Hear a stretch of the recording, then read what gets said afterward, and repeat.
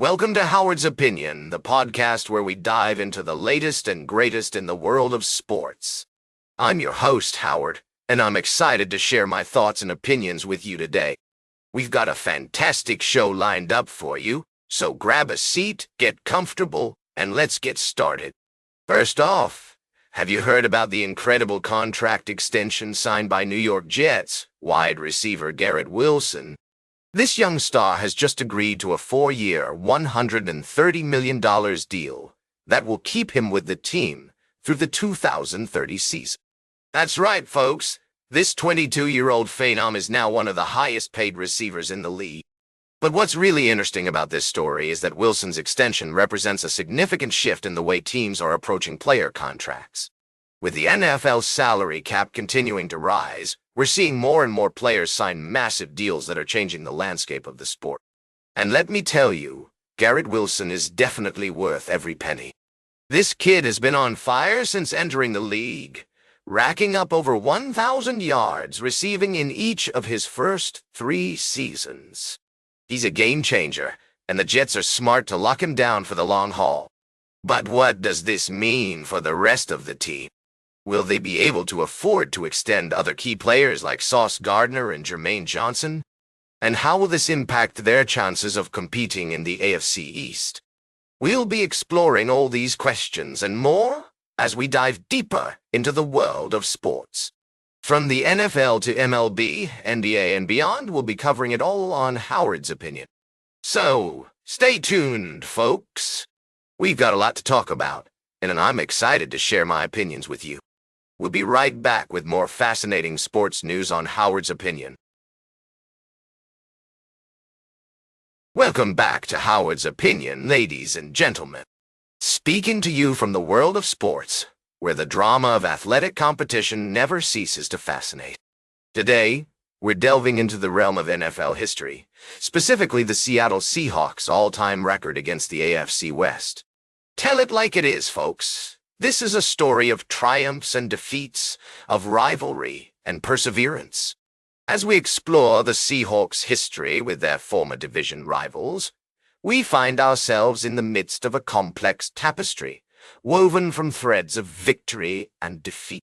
The Denver Broncos, for instance, lead the series 35-23, with a notable streak of 6 consecutive wins between September 1996 and December 1998. However, the Seahawks have had their moments of glory, including a triumphant Super Bowl, NFC championship, and a 2-0 record against the Broncos in the playoffs.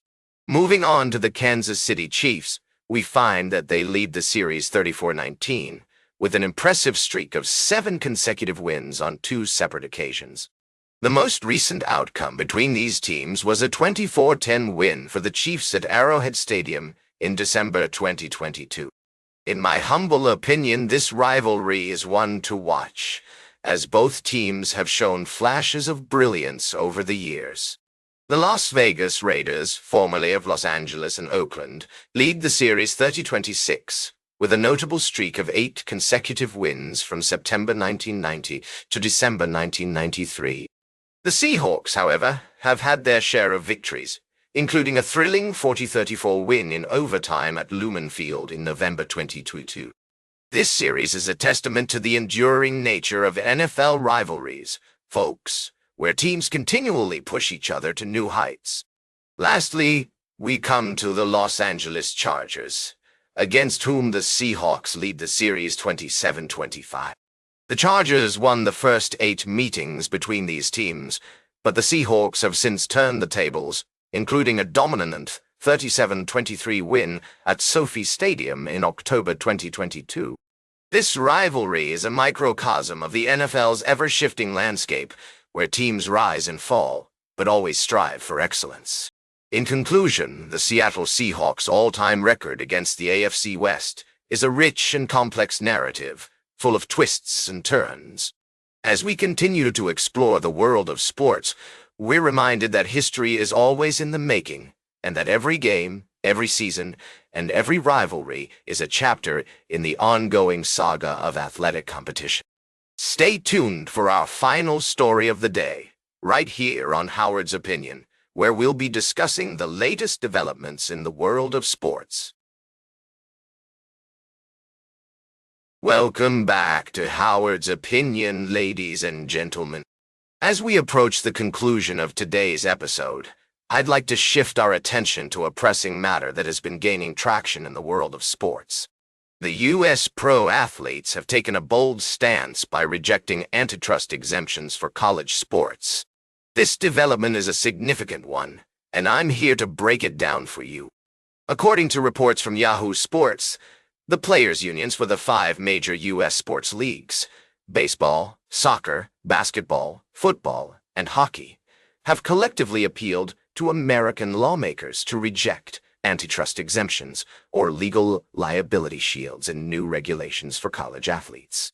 This move is a testament to the growing awareness among professional athletes about the importance of protecting their rights and those of their collegiate counterparts. The union statement reads, "Granting an antitrust exemption to the NCAA and its members gives the green light for the organization and schools to collude and work against student athletes.